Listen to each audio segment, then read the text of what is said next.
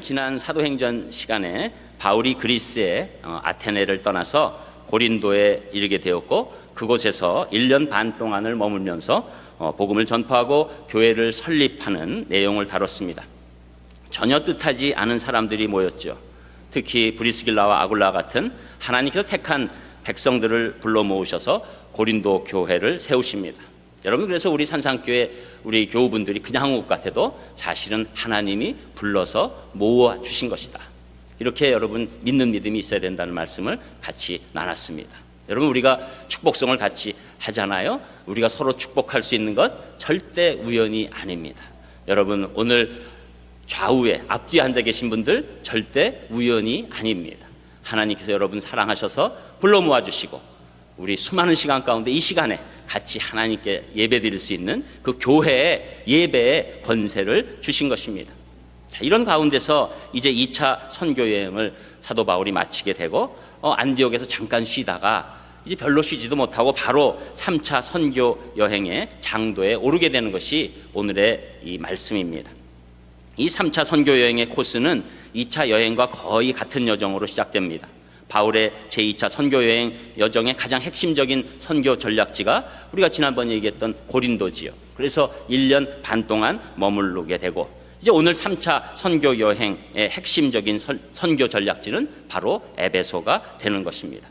여러분, 그래서 이제 이 사도행전을 보실 때 1차, 2차, 3차 또 끝에 로마 여행이 나오는데 이런 것들 보면 혼란이 되시지만 여러분 간단하게 정리해드리면 1차 선교 여행은 소아시아 중심으로 아주 조금 좁은 지역으로 움직였다고 생각하시면 되고, 2차 선교 여행은 소아시아로 들리다가 이제 마게도니아, 유럽을 대표하는 마게도니아 쪽으로 가서 유럽 선교가 시작되었고, 그 중심지는 고린도였다. 그것에 1년 반 있었다. 이렇게 생각하시면 되는 것이고, 3차 선교 여행은 똑같이 2차 선교 여행과 비슷한 큰 넓은 지역을 다니지만 핵심 지역은 에베소였다. 이렇게 생각하시면 어렵지 않게 되는 것입니다. 이래도 또 어려우시다면 뭐 더 이상 제가 어떻게 할 수가 없고 그냥 선교 여행 다녔다 이렇게 생각하시고 우리가 말씀 듣는 거죠. 그런데 이 선교 여행의 핵심인 에베소에서 3년의 시간을 보내면서 가장 길게 사역한 거예요, 사도 바울이. 그러니까 사도 바울이 목회다운 목회를 한 것이 바로 에베소가 되는 것이죠. 그래서 그곳에서 이제 복음화에 전력 투구하게 되는 것입니다. 이 사도 바울 당시에 에베소는 세계적인 무역 도시였습니다. 인구가 한때 30만에 달하는 곳이죠. 이렇게 오래된 도시가 30만씩 있었다는 거 대단한 것 아니겠습니까? 그리고 로마 당시 소아시아 최대의 도시로 동양과 서양을 연결하는 신로마, 새로운 로마다 이렇게 불리울 정도였어요. 왜냐하면 그것도 당연한 게 2만 5천 명 정도까지 수용하는 대극장이 있어요.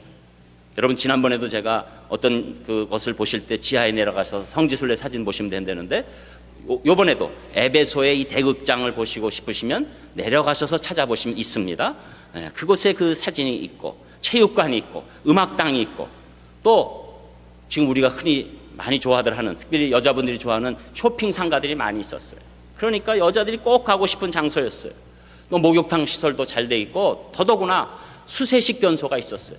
그런데 이것이 지금도 그것이 굉장히 인기 있는 장소인데 가보면 수세식 변소가 이렇게 다 막혀 있는 건 아니고 길게 뚫려 있지만 물이 흘러가면서 그래서 같이 이렇게 수세식인데 같이 즐겁게 변을 볼 수 있는 그런 장소가 있습니다. 혹시 가시게 되면 꼭 기억하셨다가 이제 보시면 되는 거죠. 지금도 터키의 가장 중요한 문화유산이 되는 것입니다. 그런데 이곳에 놀랍게도 이 사도 바울의 정말 이 헌신적인 사역 가운데 교회가 생기고 부흥이 일어나는 거예요. 무엇 때문이었을까요? 오늘 그 에베소 부흥의 핵심적인 이유 4가지가 드러나게 되는 것이죠. 첫 번째로는 이들에게는 예수 그리스도를 믿는 세례와 그리고 체험적인 신앙이 나타나고 있었다는 겁니다. 그 말씀이 4절에서 7절까지 나오는데 우리 조금 길고 있지만 그래도 4절에서 7절을 또 한 목소리로 읽어보겠습니다. 우리 4절에서 7절입니다. 시작. 바울이 이르되 요한이 회개의 세례를 베풀며 백성에게 말하되 내 뒤에 오시는 이를 믿으라 하였으니 이는 곧 예수라 하거늘 그들이 듣고 주 예수의 이름으로 세례를 받으니 바울이 그들에게 안수하매 성령이 그들에게 임하심으로 방언도 하고 예언도 하니 모두 12사람쯤 되니라. 아멘. 자, 이제 3차 선교여행에 시작하면서 에베소에서 전도할 때 이미 아볼로가 와서 이 믿음에 관해서 설명은 해주고 있었어요. 근데 사도 바울이 보니까 뭔가 조금 부족한 느낌이 2% 부족한 느낌이 드는 거예요. 그래서 너희가 무슨 세례를 받았느냐고 질문하게 됩니다. 그러니까 이들이 요한의 세례를 받았다 이렇게 대답하는 거예요. 여러분, 요한의 세례와 예수님의 세례가 무엇이 다릅니까? 여러분이 받은 세례는 다 예수님 세례죠. 요한의 세례는 회개를 위한 세례예요. 마음을 돌이키게 하는 세례예요. 그래서 하나님의 나라가 가까웠다. 너희들이 이제는 돌이켜라. 너희들의 죄악이 많음을 깨닫고 돌이켜라. 그렇게 준비하는 그런 사역이었어요. 그러니까 지금 이 에베소에서 원래 아볼로를 통해서 믿게 된 사람들은 아직 그 예수님의 십자가와 부활의 사건에 관한 그 믿음 가운데 세례를 받은 것은 아니에요. 우리가 부족한 인간이구나, 우리가 죄가 많구나, 그런 돌이킴에 있는 그런 상태였다고 얘기하고 있는 것이죠. 여러분, 이것이 쉽게 이해되기 위해서 제가 한 예를 설명해 드리면, 서커스단에서 공중 고개를 할 때 양쪽에 그네를 달아놓고 한쪽의 그네에서 이렇게 저쪽으로 넘어가는 거 있잖아요. 요새는 그런 거 잘 안 하는데 옛날엔 굉장히 많이 했습니다. 그래서 한쪽 그네 저쪽 그네를 넘을 때 어떻게 해야지 저쪽으로 넘어가죠? 결국은 한쪽 그네 손들을 다 놔야 되는 거죠. 그리고 넘어가서 결국은 두 손이 절로 다 넘어가야 되는 것이죠. 이쪽 그네의 손을 완전히 놓는 순간이 회개의 시간이에요. 내가 그동안에 있었던 모든 의지하는 것들을 놓겠다. 내가 그동안에 살던 것은 죄악이었다. 내가 이제는 다른 그네를 타겠다.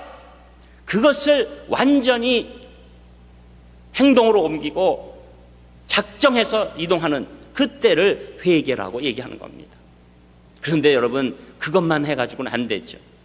여러분, 그네 옮기다가 그냥 이쪽만 놓고 만약에 이쪽 안 잡으면 어떻게 됩니까? 떨어지죠. 물론 밑에 서커스에서는 그물망이 있으니까 죽진 않아도 떨어집니다. 우리가 온전한 세례가 되기 위해서는 다른 그네, 예수 그리스도의 그네를 붙잡아야 하는 거예요. 그것을 붙잡는 것이 바로 예수 그리스도를 향한 세례라는 것이죠. 우리가 돌이키는 정도가 아니라 예수님만이 내 인생의 주인이십니다. 예수님만이 내 죄를 사해 주신 분입니다.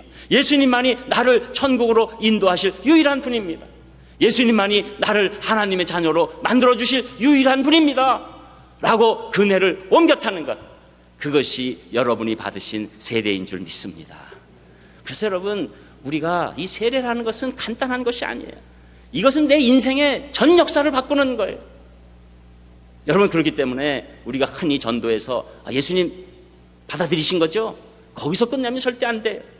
세례까지 연결돼야 하고, 내가 하나님 앞에서 내가 분명한 죄인이고 내가 이제는 예수님만을 믿고 살겠다는 것을 하나님 앞에 또 사람 앞에, 특별히 하나님이 선택해 주신 교회에서 그 세례를 받게 되는 것이기 때문에 그것이 얼마나 소중한 일인지 모르는 것이죠.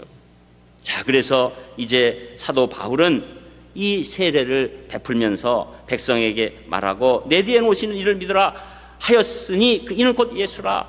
바로 요한이, 세례 요한이 자신을 위한 것이 아니라 바로 뒤에 오실 예수 그리스도를 위해서 세례를 베풀었다는 것을 깨닫게 하면서, 예수님이 너희들을 위해서 십자가에 죽으시고 부활하셨다는 그 예수 그리스도의 그 놀라운 말씀 가운데서 세례를 받게 합니다. 그리고 사도 바울이 이제 머리에 안수하는 일이 일어났을 때 성령님이 그들에게 임하심으로 그들이 갑자기 방언을 하고 막 예언을 하는 거예요. 여러분, 여기서 이제 우리 신앙인들이 많이 이게 혼란이 생기기도 합니다. 그래서 예수님 믿으면 그 다음에 우리가 꼭 방언하거나 예언이 나옵니까? 여기 또 예언이 미래를 보는 예언의 측면이 아니라 말씀을 밝히 깨달아서 전하는 능력을 얘기하는 거예요. 그래서 이런 능력이 생기는데 이것이 우리가 구원받은 증거입니까? 하고 해서 사실은 이것이 신학적인 논쟁이 굉장히 많아요. 근데 여러분, 중요한 것은 그 신학적인 논쟁 가운데서 가장 핵심적인 것은 예수 그리스도를 우리가 믿고 완전한 세례가 임하고 그분을 따르는 강력한 우리의 그 헌신과 순종의 믿음이 있으면 꼭 성령님이 우리 인생에서 체험으로 역사해 주신다는 거예요. 그걸 뭐라고 얘기하냐면 우리가 그냥 쉽게 얘기할 때 체험적 신앙이라고 하는 겁니다. 성령 충만함을 처음으로 한번 느껴보는 거예요. 그러니까 여러분, 예수님 믿고 그 다음에 꼭 성령님이 여러분에게 어떤 체험을 주시게 돼 있어요. 저는 여러분들 예수님 믿고 꼭 성령님이 주시는 체험적 신앙이 있으시기를 주님의 이름으로 축복합니다. 그래서 이 일은 꼭 있어요. 사람마다 다른데 어떤 사람이 들을 땐 뭐 이거 유치한 일일 수 있어도 나한테는 중요한 일이에요. 엄청난 큰 일도 있어요. 또 오늘 방언을 얘기할 수 있는 일도 있어요. 말씀을 전하는 능력이 생길 수도 있어요. 그러나 내 심령 가운데 하나님이 나에게 오셔서 내가 성령님의 역사로 어떤 체험이 일어났구나 라는 것을 꼭 주시게 되는 것입니다. 그래서 어떤 분들은 이것을 성령 세례라고 표현하기도 하는 것이죠. 한마디로 얘기하면 성령 충만의 경험이 처음 시작됐기 때문에 성령 세례라고 하는 것입니다. 그러니까 여러분 어디 가셔서 나는 뭐 1년에 한 서너 번 성령 세례 체험이 있지 이러면 이 신앙적으로는 약간 어떤 거죠? 무식한 거죠. 성령 세례는 성령님의 그 체험을 처음 느낀 것을 성령 세례고 그 다음에 오는 것은 성령 충만이라고 얘기하는 것입니다. 그렇기 때문에 여러분 너무 복잡하게 내가 방언 못했는데 그래서 어떤 경우에 그 증거를 준다고 그래서 기도원에 데리고 와가지고서는 방언을 자꾸 연습시키는 분들이 있는데 이러면 안 됩니다. 아달달달달 뭐 이러고 자꾸 시키다가 보면 할렐루야 할렐루야 하다가 이렇게 넘어가고 뭐 이런 쪽으로 가면 안 되고 하나님이 주시는 거예요. 우리가 하나님께서 받을 만한 증거 가운데 방언도 있고 여러 가지 증거들이 있어요. 그런데 중요한 것은 우리가 예수 그리스도를 믿고 이 성령님의 체험이 시작되는 성령 세례가 있고 그 다음에 여러분 인생에 계속 성령 충만이 있어야 될 줄 믿습니다. 그래서 오늘 이 일이 이제 에베소 교회 부흥의 핵심이에요. 세례가 일어나고 성령 충만함이 나타나는 것입니다. 그리고 두 번째 어떤 일이 일어납니까? 말씀을 집중적으로 훈련하는 일이 일어나게 되는 것이죠. 그 말씀이 8절에서 10절까지 나옵니다. 우리 8절에서 10절도 또 한 목소리로 읽습니다. 시작. 바울이 회당에 들어가 석 달 동안 담대히 하나님 나라에 관하여 강론하며 권면하되 어떤 사람들은 마음이 굳어 순종하지 않고 무리 앞에서 이 도를 비방하거늘 바울이 그들을 떠나 제자들을 따로 세우고 두란노 서원에서 날마다 강론하니라. 2해 동안 이같이 하니 아시아에 사는 자는 유대인이나 헬라인이나 다 주의 말씀을 듣더라. 아멘. 자, 바울은 항상 이 유대인 회당을 중심적인 그 선교의 장소로 사용합니다. 에베소 가서도 변함없이 이제 그 회당 가서 하나님 말씀을 전하고 특별히 그 주제는 하나님 나라에 관한 비전이에요. 그래서 이제 예수님도 공생에 시작하시면서 첫째로 증거한 메시지는 마가복음 1장 15절에 보면 때가 찼고 하나님의 나라가 가까이 왔으니 회개하고 복음을 믿으라. 또 예수님이 제자들을 찾아오셔서 부활하신 후에 가르쳐신 주제도 사도행전 1장 3절에 보면 그가 고난 받으신 후에 또한 그들에게 확실한 많은 증거로 친히 살아계심을 나타내사 40일 동안 그들에게 보이시며 하나님 나라의 일을 말씀하시니라. 말씀 가운데서도 하나님의 일, 하나님의 일에 대한 것, 하나님 나라의 비전에 관해서 계속해서 말씀하고 있었던 것이죠. 그러니까 사도 바울은 유대인 회당에서 천국의 비밀을 계속적으로 얘기하고 있었습니다. 그렇다고 모든 에베소 시민들이 바울의 메시지를 환영한 것은 아니었습니다. 9절에 보니까 어떤 사람들은 마음이 굳어 순종하지 않고 무리 앞에서 이 예수 그리스도의 도를 막 비방하게 되는 것이죠.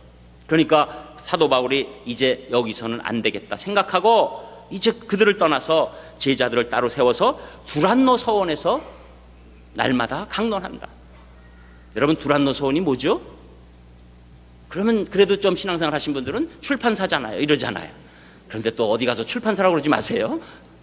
두란노 서원은 그 한 유명한 그 두란노라고 하는 이것도 이제 추정이지만 두란노라고 하는 그 철학자가 어떤 공간에서 이렇게 해서 가르치는 어떤 그 서원이었다고 생각되는 거예요. 한마디로 우리로 말하면 서당 같은 거죠. 그런데 이제 낮에 이들이 시에스타라고 해서 낮잠들을 많이 자니까 그 시간에 빌어서 제자들을 집중적으로 말씀으로 훈련시키는 거예요. 그러니까 그곳에서 집중적인 말씀 훈련이 있었습니다.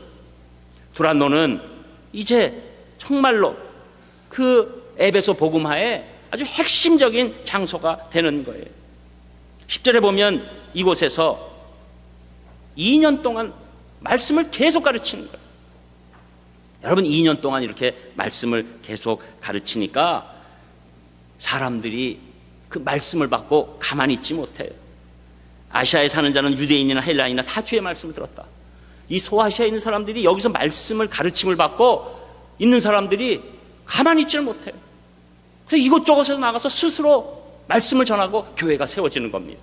그래서 나중에 많은 교회들, 특별히 요한계시록에 나오는 그 7개 교회들 다 이 두란노 서원에서 교육받은 자들이 나가서 교회를 세운 거예요. 여러분, 그전에는 사도 바울이 직접적으로 교회를 세우면서 다녔어요. 이 3차 선교 여행은 이 두란노 서원이라는 곳에서 계속적으로 말씀을 받고 그 사람들이 나가서 교회를 세우고 전도하게 되는 겁니다. 여러분, 이것이 교회예요. 교회는 무엇보다도 말씀에 집중하는 것입니다. 말씀을 계속적으로 받는 거예요. 여러분, 우리 교회 다른 프로그램이 없어요. 그냥 말씀과 기도해요. 계속적으로 여러분, 우리 교회 다니시면서 말씀을 계속 받을 수는 분명히 있습니다. 수요일, 금요일, 주일날 계속 말씀이잖아요. 그리고 금요일날 기도를 강하게 하는 것이죠.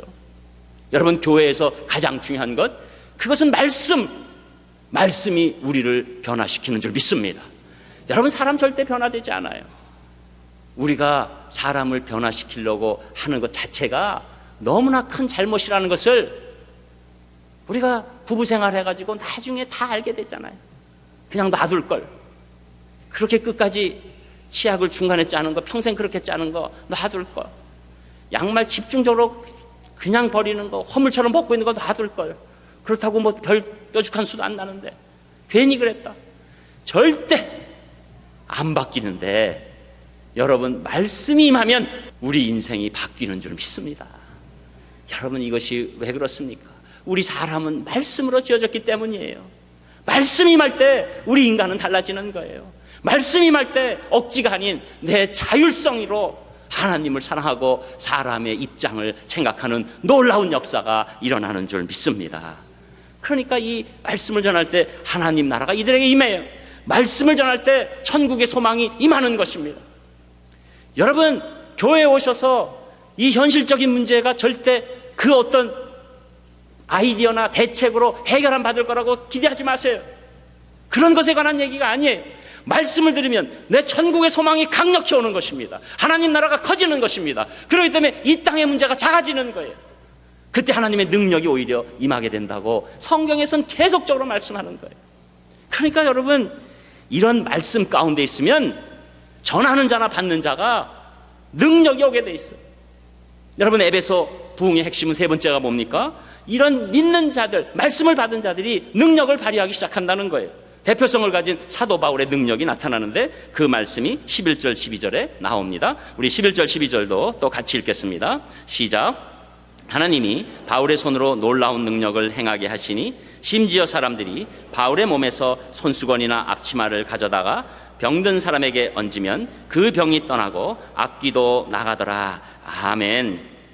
자, 여러분, 말씀이 우리를 휘감기 시작하면 전하든 받든 능력이 나타난다는 거예요. 여러분, 말씀을 전하고 들은 결과로 하나님의 선물이 오는데 그것이 기적들이에요. 말씀과 복음이 전파되는 곳에 기적이 있는 줄 믿습니다.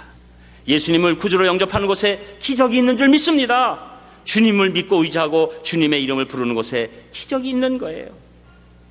내 영혼의 성령님의 능력이 공급되는 통로로 하나님의 말씀이 응답적으로 기적적으로 나타나게 되는 것이죠. 그러니까 악한 영들이 바울의 설교를 듣는 가운데 이제 쫓겨나가는 것이죠. 막 쫓겨나가는 일이 일어나고 많은 병자들이 바울이 전하는 말씀을 듣는 중에 고침을 받는 거예요. 저는 우리 예배 가운데서 여러분들 지금 이 시간에도 말씀을 들으시는 중에 여러분에게 고침이 일어나기를 축복합니다. 이것은 여러분 사람의 능력이 아니에요. 여러분, 이런 일이 일어나서 사실은 어떤 보고가 우리 교회도 없는 건 아니거든요. 사실은 치유의 보고가 저한테도 들어옵니다. 그럴 때 제가 역시 요새 영빨이 세지는구만. 착각이에요. 우리 사람이 무슨 능력이 있습니까? 여러분, 너무너무 인간을 잘 알고 자기를 알면 하나님의 능력이 우리를 통해서 사용된다는 것을 잘 알게 돼 있어요. 여러분, 오늘도 사용된 게 뭐냐면 바울의 손수건과 앞치마예요. 우리 지난 시간에도 얘기했지만 바울의 이 직업이 뭐라고요? 텐트를 만드는 사람, 천막을 만드는 사람 아니에요. 그러니까 손수건으로 땀을 닦고 앞치마로 이 여러 가지 가죽이나 막 이런 공구들을 만지다 보면 자꾸 닦고 손수건으로 또 닦고 일을 하게 되니까 손수건, 말이 손수건이지 말이 앞치마지, 걸레 수준이죠. 거기에 무슨 능력이 있습니까? 그러나 하나님의 말씀이 임하니까 심지어 그 손수건과 앞치마에도 능력이 나갔습니다. 그것을 붙잡기만 해도 병이 고침받는 놀라운 역사가 일어났다는 거예요. 저는 우리 산상교회에 말씀 가운데 있다가 이런 놀라운 기적이 많이 일어나기를 주님의 이름으로 축복합니다. 저는 그런 일이 꼭 일어날 줄 믿습니다. 여러분, 한 달에 한두 번은 제가 들어요. 미안한 얘기지만 저 때문에 듣는 것이 아니라 우리 주님께서 여러분을 사랑하셔서 기적으로, 역사로, 응답으로 인도하시는 줄 믿습니다. 그래서 우리가 그것을 바라보는 거예요. 그래서 여러분, 우리가 말씀을 받기 시작하면 이것이 병 고치는 일로 끝나는 것이 아니라 하나님의 능력을 발휘하는 일들이 일어나요. 여러분의 직장에서, 여러분의 가정에서, 여러분의 삶 가운데서, 여러분의 위기 가운데서, 여러분의 상처 가운데서, 여러분의 말할 수 없는 슬픔 가운데서 능력이 나타나게 되는 거예요. 그래서 이런 것들이 종합적으로 이 얘기 저 얘기 나오는 것이 우리가 하나님 앞에서 하는 간증이죠. 우리가 말씀 가운데 있을 때 능력이 나타나는 일이 이 에베소에서 일어났기 때문에 이 지역 전체가 놀라운 부흥이 있었던 겁니다. 끝으로 이 에베소 부흥의 핵심은 회개의 열매가 많았다는 것이죠. 그 말씀이 13절 그리고 19절 20절에 나옵니다. 우리 13절 19절 20절 또 같이 읽겠습니다. 13절 먼저 읽습니다. 시작. 이에 돌아다니며 마술하는 어떤 유대인들이 시험 삼아 악기 들린 자들에게 주 예수의 이름을 불러 말하되 내가 바울이 전파하는 예수를 의지하여 너희에게 명하노라 하더라. 우리 또 19절로 넘어갑니다. 또 마술을 행하던 많은 사람이 그 책을 모아가지고 와서 모든 사람 앞에서 불사르니 그 책값을 계산한 즉 은 5만이나 되더라. 이와 같이 주의 말씀이 힘이 있어 흥왕하여 세력을 얻으니라. 아멘. 사실 14절에서 18절까지 말씀도 들어가야 하는데 이 지금 우리가 적는 부분이 조금 적어서 제가 말씀 조금 줄이고 설명으로 대체하려고 그렇게 적은 것입니다. 그런데 이 손수건 앞치마에도 능력이 나가는 걸 보니까 이 마술하는 유대인들 입장에서는 야, 이거 한번 해볼 만한데 자기 능력을 한번 표시하고 싶은데 보니까 예수 그리스도의 이름으로 이런단 말이에요. 그러니까 예수님의 이름을 의지해서 그 중에 유대의 한 제사장 14절에 나오는데 스게와의 7 아들도 이 일을 행했다는 거예요. 그래서 전혀 예수님에 대한 믿음도 없이 멋있는 척하면서 예수 그리스도 이름으로 명하노니 어쩌고 저쩌고 막 이러는데 어떻게 되는 겁니까? 악귀 들린, 귀신 들린 사람들이 뛰어와가지고 막 눌러버리고 그들이 막 옷을 다 벗겨버리고 그래서 그냥 무서워가지고 벗은 몸으로 도망했다는 거예요. 망신 대망신이죠. 여러분, 혹시 여기 예수님 믿지 않으신데 이렇게 해가지고 예수 그리스도로 명하노니 이렇게 하지 마세요. 옷 벗겨지면 큰일 납니다. 근데 이런 상황이 일어났을 때 유대인의 마술사 말고 다른 마술사들이 놀란 거예요. 야, 이거 뭐가 있다.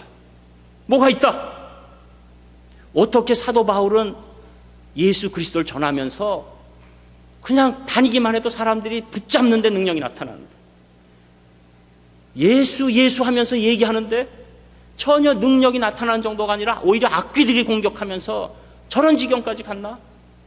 마술하는 사람들에게 말할 수 없는 두려움이 오면서 이 사람들이 와서 18절에 보면 자복했다는 거예요. 자복은 회개했다는 거죠. 그리고 회개한 정도로 끝나는 것이 아니라 마술을 행하던 많은 사람들이 자기 마술책들을 모아가지고 와서 모든 사람 앞에서 불사르게 됐는데 그 책값을 계산하니까 은 5만이나 됐다는 거예요. 이 당시에 화폐단이 이 소아시아 그리스 지역 쪽에서는 드라크마, 로마 지역에선 데나리온. 여러분 드라크마 조금 들어보실 거예요. 왜냐하면 지금 그리스 어렵잖아요. 그리스가 지금 무슨 통화를 쓰지요? 유로화를 쓰잖아요. 그런데 유로화 쓰기 전에 통화 이름이 뭘까요? 이렇게 얘기하면 대답하셔야 되는 거 아니에요, 진짜? 막 다 가르쳐주고 그러는데도 아주 이렇게 너무 경건하게 이렇게 계시면 안 되죠. 뭐라고요? 드라크마죠. 드라크마입니다. 그러니까 드라크마가 한 사람 노동하는 한 일당 같은 거예요. 그래서 이것을 따져보면 이 돈이 노동자 한 명 135년 쉬지 않고 일한 대가로 받을 수 있는 돈이 되고, 이것을 일당 5만 원을 잡게 되면 25억 정도가 되는 거예요. 책값이 25억이나 되는 책이 지금 불태워졌습니다. 여러분, 이 책은 그냥 책이 아니에요. 마술하는 사람들의 결정적인 재료예요. 지금 여기서 타로점 보러 다니신 분 있죠? 지금 깜짝깜짝 놀라시는 분 있는데, 여러분 타로점 보는 분들이 뭐 특별한 게 아니라 그 점보는 뭐가 있어요? 책이 있는 거예요. 절대 그 책 사지 말고 괜히 엄하게 하지 마시고요. 또 그 마술을 보는 결정적인 책을 다 태워버리는데 그게 25억치나 되는 거예요. 이게 무슨 얘기입니까? 마술을 하는 사람들이 배수의 진을 친 거예요. 내가 무슨 일이 있어도 앞으로 내가 절대 저 책에 의지하지 않는다. 저 책에 내 호구책을 의지하지 않겠다. 여러분, 예수 그리스도를 믿는 것이 무엇입니까? 내 인생이 무슨 일이 일어나도 나는 예수 그리스도를 뒤돌아서지 않겠다. 예수님을 배반하지 않겠다. 내가 아무리 가난해져도, 내가 아무리 아파도, 내가 아무리 억울해도 나는 예수님을 끝까지 쫓겠다. 그 배수의 진이 회개의 열매로 나타난 것입니다. 여러분, 교회가 부흥하고 어떤 지역이 부흥하면 이 회개의 열매가 있는 거예요. 교회가 힘이 없어지면 하나님을 만홀히 여기는 거예요. 뭐 하나님 어디 있어? 넌 내 멋대로 살지. 뭐 잘 되는 거 뭐 있어? 내 멋대로 살지. 여러분, 우리 대한민국의 부흥의 시절에는 하나님이 두려운 존재였습니다. 그런데 이제는 하나님에 대해서 두려워하지 않아요. 하나님이 내 문제나 해결해주고 나에게 힐링이나 해주고 격려나 해주는 그런 존재로만 알고 있어요. 물론 그런 존재시죠. 그러나 더 중요한 것은 우리가 끝까지 높여야 할 우리 유일한 하나님, 유일한 주신 겁니다. 그때 우리에게 회개에 합당한 열매가 맺어지는 줄 믿습니다. 그래서 이 진정한 부흥 가운데서는 진정한 회개에 합당한 열매가 맺는 거예요. 저는 오늘 여러분들에게 촉구합니다. 여러분에게 회개의 제목이 무엇이 있습니까? 여러분, 회개를 통해서 신앙 가운데 우리가 배수의 진을 쳐야 돼요. 저는 어떤 중요한 것보다 예수님이 가장 소중한 분이십니다. 저는 어떤 것을 놓칠지라도 예수님은 놓칠 수 없습니다. 이것이 놀라운 부흥의 교회의 산 증거가 되는 줄 믿습니다. 탈북의 비참함을 다룬 영화, 차인표가 주연한 크로싱이라는 영화가 있죠. 그 영화를 감독한 분이 김태균 감독입니다. 그가 하나님을 만나기 전에는 겉으로 성공의 길을 달리고 있어서 몇몇 영화가 꽤 유명했었어요. 그런데 마음의 밑바닥은 무너져서 견디기 어려운 상황이었습니다. 그때 그는 그냥 교회 나가서 찬송가나 드리려고 갔었습니다. 처음에는 다리를 꼬고 팔짱을 낀 채 예배를 구경했다고 합니다. 기도 시간에 혼자만 눈 뜨고 이렇게 보기도 하고, 그래서 그 잔망경 신자라고 그러는데 기도합니다 하면 한 분 싹 이렇게 보는 분이 있어요. 근데 또 이렇게 보는 분을 또 보는 분이 있어요. 그래가지고 저 사람 신앙 저래가지고 되겠냐고. 그런데 여러분, 잔망경이든 뭐 구경을 하든 교회 안에 일단 오면 하나님의 은혜인 줄 믿습니다. 그런데 그날 이상하게, 전에도 몇 번 교회는 갔는데 그날 이상한 느낌이 온 거예요. 그 마음에 너 이제 왔구나. 정말 기쁘다. 정말 많이 기다렸다. 내가 널 사랑한다. 그 음성이 들린 거예요. 눈물이 터지고 남은 자인데 창피한 것도 뭔 거 없고 그냥 예배가 끝났는데 그냥 의자에 앉아서 한없이 울었다고 얘기합니다. 그 후로 그는 석 달 동안 인터넷을 통해서 자기 교회 담임 목사님의 설교를 매일 듣고 하루에 10시간씩 성경 공부를 했다고 합니다. 매일 교회 가고 싶어 견딜 수가 없었지만 매일 갈 수 없고 늘 말씀 가운데 이것은 연애 편지야 이렇게 생각됐다는 거예요. 너무 행복하고 기쁜 날들이 몇 달 동안 계속됐다고 합니다. 그리고 이제 인생의 가장 어려운 문제가 풀려서 내 인생의 게임이 다 끝난 것 같은 그런 느낌이 들 정도였다는 거예요.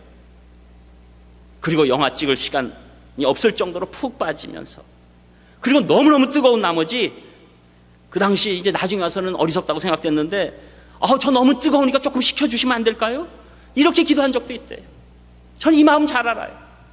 여러분 너무 뜨거우면 하나님 이제는 조금 식혀주셔도 괜찮을 것 같기도 한데요, 그래도 또 두려우니까 확정은 못하고, 근데 그 뜨거움이 이루 말할 수 없어요. 여러분 그 후로 그는 똑같은 영화를 만드는 것 같아도 그 인생은 달라진 거예요. 똑같은 얼굴을 하고 똑같은 옷을 입고 똑같은 발걸음이 있을지라도 그 심령은 달라진 것입니다. 하나님의 사람이 된 것입니다. 저는 여러분들이 그렇게 될 줄 믿습니다. 우리 교회가 그렇게 될 줄 믿습니다. 우리 교회에 진정한 부흥이 올 줄 믿습니다. 예수님의 이름으로 기도합니다. 하나님, 이 놀라운 일이 에베소에 일어났는데 저희 산상교회, 우리 수원지역교회, 우리 대한민국 교회 다 일어나도록 인도하여 주시옵소서. 예수님 이름으로 기도합니다.